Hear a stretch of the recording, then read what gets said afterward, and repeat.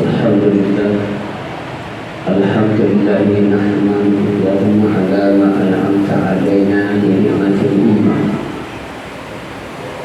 Wa nusalli wa nusallimu ala habibika sayyidina Muhammadin abdul anam wa ala alihi wa ashabihi maqdimatus salatul jum'ati ala ma'ariful wal ayyam. Asyhadu an la ilaha illallah wa asyhadu anna sayyidana wa nabiyyana Muhammadan abduhu wa rasuluh. Allahumma shalli wa sallim wa barik ala sayyidina Muhammadin wa ala alihi wa ashabihi ajma'in, amma ba'du. Usikum wa iyaya bitaqwallah wa ta'atihi la'allakum tuflihun.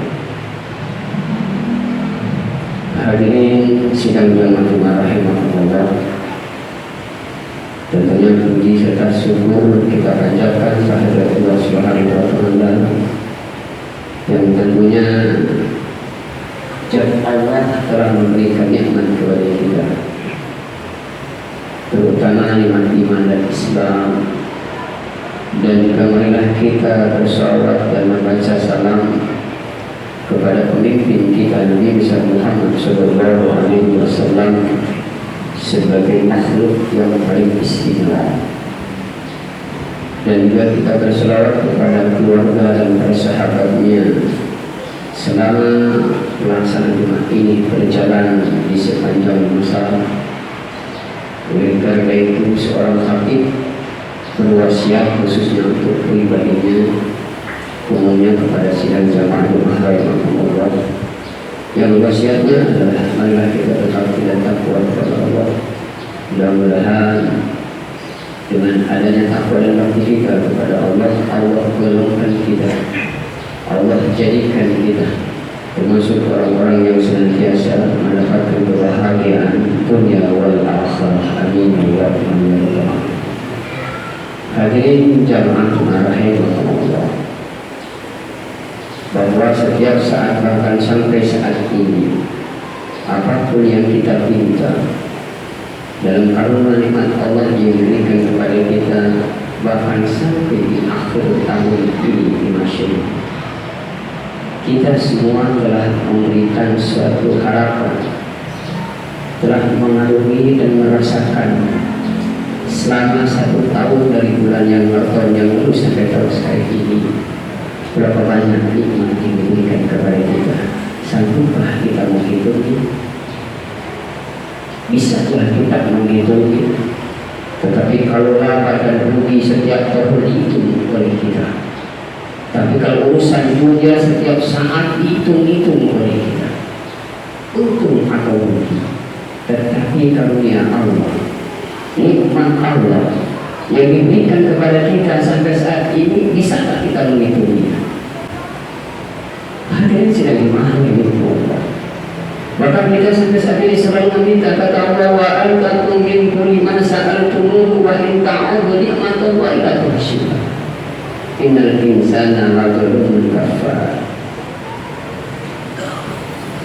Allah berkata sesungguhnya manusia itu Allah kasih. Setiap apa yang diminta oleh mereka Allah kasih. Maka kita tidak pernah berasa dan merasakan yang sebenarnya pemberian Allah itu apa. Yang kita rasakan kalau duit banyak, uang banyak, dapat hasil pun, itu baru kita mengatakan alhamdulillah Allah kasih rezeki kita. Padahal setiap saat ketika kita diberi oleh Allah, dapat bernafas saja itu bukan nikmat dari Allah Subhanahu wa taala. Tetapi kita menghitungnya itu semua. Yang kita itu adalah hasil pendapat. Keuntungan yang kita rasakan di dunia ini. Tetapi karunia nikmat apa saja kita tidak bisa menghitungnya oleh Allah. Sebab nafas itu merupakan karunia Allah. Berapa banyak orang yang makan minum diinfus pakai nafas pembantuan, nafas pakai Allah. Tetapi kita sampai saat ini bernafas masih bebas, masih dapat menikmati. Tapi kenapa kita tidak menghitungnya itu semua? Oleh karena itulah rahimahullah, Allah sudah katakan memang wa in ta'udhu ni'matallah la tuhsuha. Jika kamu menghitung nikmat-nikmat Allah, tidak akan mampu kita menghitungnya. Bagaimana caranya kita untuk mensyukuri nikmat itu sendiri? Jelas definisi dikatakan oleh Rasulullah SAW, asyukuru sarfal ni'mat ala ibadah.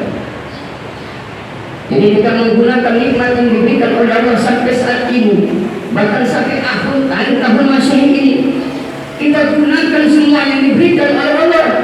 Panjang umur kita, sehat badan kita, rezeki yang ada saat ini, kita gunakan sarfal ni'mat ala ibadah. Kita gunakan untuk ibadah di jalan Allah Subhanahu wa Ta'ala. Mudah-mudahan itulah orang yang pandai berterima kasih dan bisa menghitung nikmat Allah dengan menjalankan ibadahnya kepada-Nya. Mudah-mudahan sampai saat ini ibadah kita diterima oleh Allah Subhanahu wa Ta'ala. Hadirin sekalian rahimakumullah yang berkata Allah Subhanahu wa Ta'ala. Namun buat kita semua, Allah katakan innal insana la zalumun kafar. Sesungguhnya manusia itu banyak yang tidak mensyukurinya. Sesungguhnya manusia itu banyak yang mengingkarinya, bahkan zalim terhadap Allah. Bahkan banyak ingkar kepada apa yang diberikan oleh Allah. Kita bilang hitung saja. Di akhir tahun sekarang semua perusahaan, semua yang dilakukan untuk perhitungan perdagangan dihitung. Kita pun harus menghitung sampai saat ini. Sudah berapa banyak amal kebaikan yang kita kerjakan? Sudah berapa banyak amal buruk yang pernah kita lakukan? Hitung oleh kita hari ini. Renungkan oleh kita. Banyakkan mana di akhir tahun ini kita? Apakah amal baik kita yang lebih banyak daripada amal buruk yang kita kerjakan sampai saat ini? Jadi jangan untung, laba, rezeki, kemajuan, ekonomi saja. Tetapi tentang nikmat karunia Allah itu patut orang beriman mensyukurinya dan meraba dan hitungnya sampai saat ini. Sebab nafas yang keluar hadirin rahimakumullah itu tidak akan pernah kembali lagi.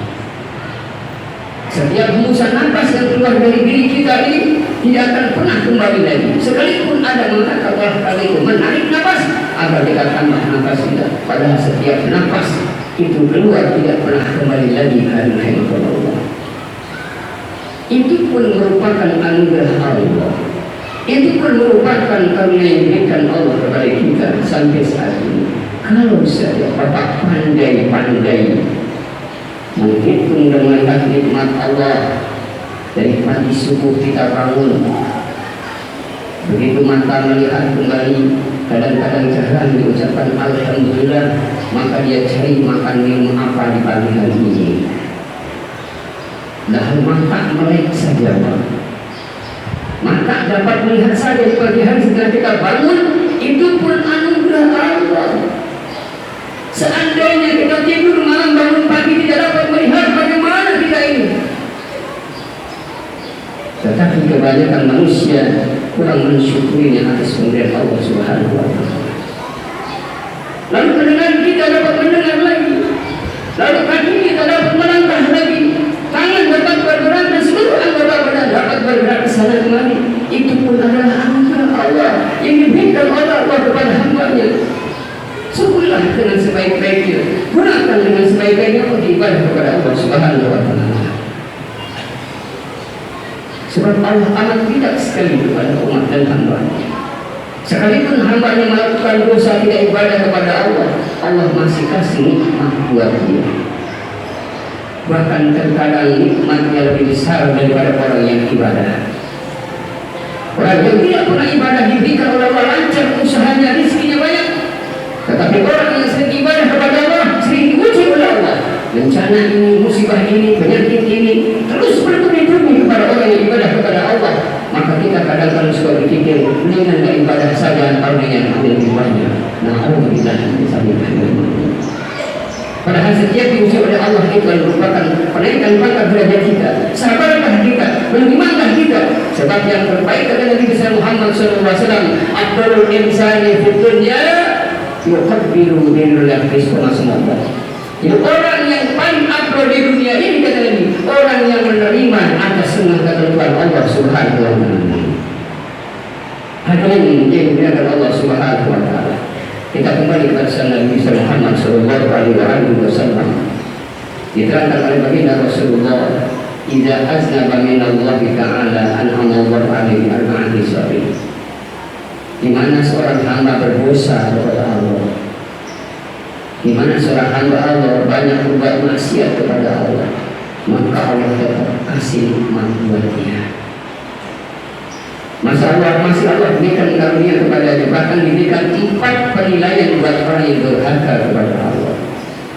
Yang pertama, la yahjubu anhu ar-rizqa.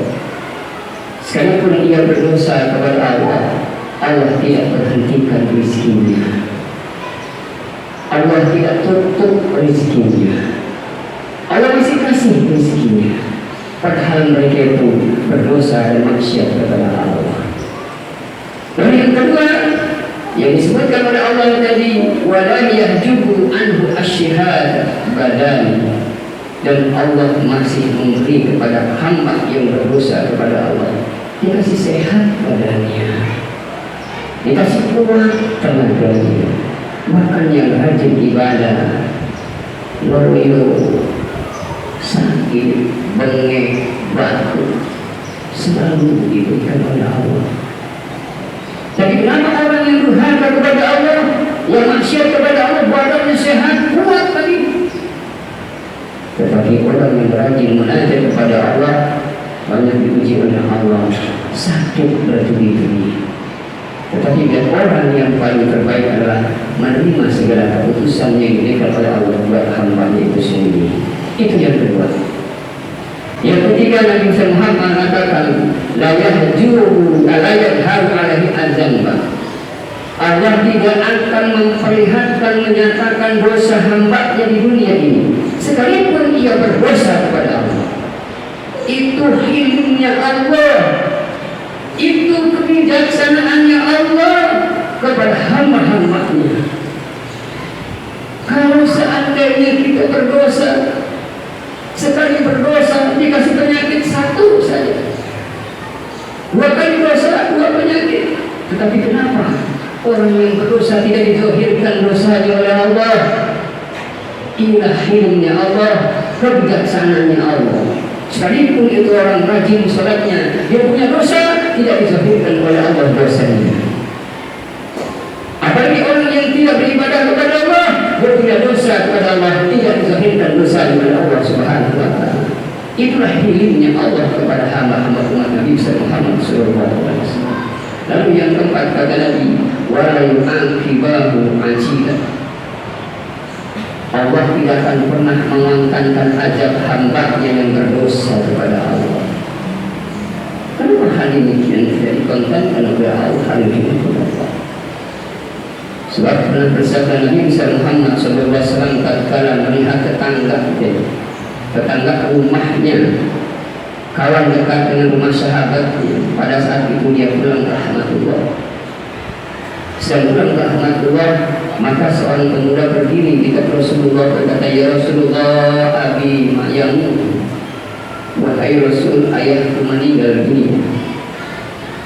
Maka tatkala si anak tadi bingung karena ayahnya meninggal dunia, ternyata setelah meninggal dunia itu ditutup dengan sebuah laut yang bergerak dari kepala sampai kaki, tidak pernah berhenti sebagaimana orang yang belum mati. Maka laporlah sahabat para pengantin jadi kepada dia, Rasul, abi yang mutu, bapakku telah pulang ke rumah. Tolong ya Rasulullah. Maka diutuslah Sayyidina Abu Bakar As-Siddiq radhiyallahu anhu oleh Rasulullah sallallahu alaihi wasallam untuk mendatangi rumah anak muda itu. Maka tatkala sampai Abu Bakar As-Siddiq ke rumah seorang pemuda itu, dilihat benar ayahnya sudah terbungkus dengan laut tadi, tetapi lautnya itu bergerak dari kepala sampai kaki. Maka penasaran Abu Bakar As-Siddiq radhiyallahu anhu membuka kain itu, ternyata di dalamnya ada ular-ular dan kalajengking yang sedang menggigit tubuh orang tua anak muda itu. Haruhem Allah.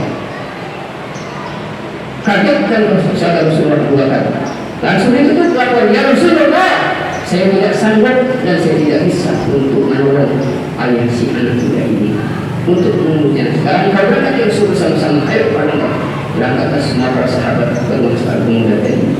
Sampai Rasulullah kepada itu dibuka Rasulullah, ternyata benar ada ular dan kalajengking yang sedang menggigiti tubuh orang itu.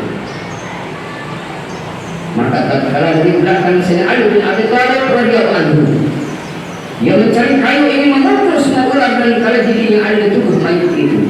Maka spontan ular dan kalajengking itu berkata kepada Rasulullah sallallahu alaihi wasallam, "Ya Rasulullah, kenapa Ali bin Abi Thalib memukul saya, ingin membunuh saya? Padahal saya diperintah oleh Allah untuk mengazab orang ini dan akan menyiksa orang ini." Lalu Rasul berkata, "Ya ayatul wayat al-qari, apa kesalahan ini orang, wahai ular dan kalajengking?" Maka ular dan kalajengking menjawab dengan fasih misalnya berbahasa dengan Rasulullah sallallahu alaihi wasallam, "Salah satu ya Rasulullah, 3 kesalahan orang ini ya Rasul. 3 ya Rasulullah."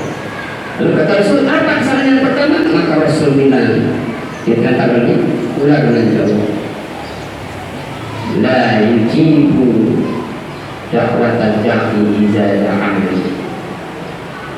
Ini orang selagi hidupnya, kata ular, bila mana azan berkumandang, dia tidak pernah menjawab sama sekali. Tatkala azan berkumandang, dia tidak jawab azan itu, kata ular.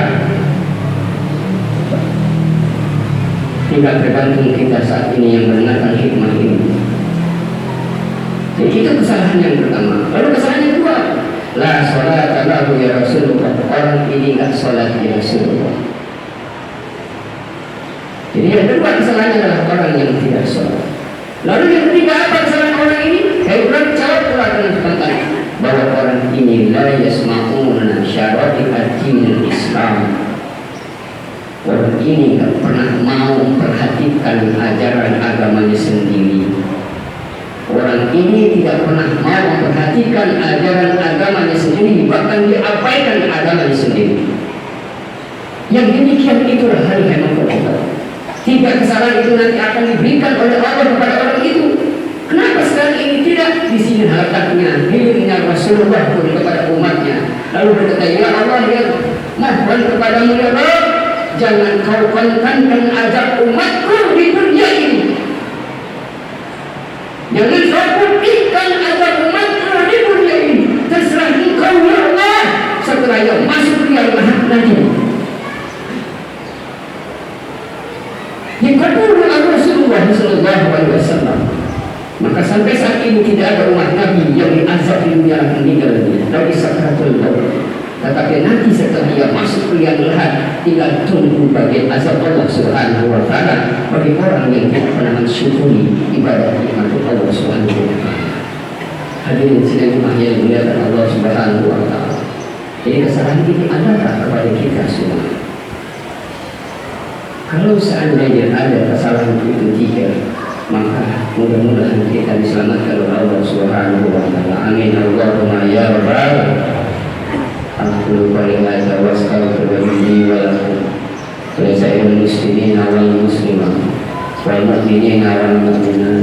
Wassalamualaikum warahmatullahi wabarakatuh.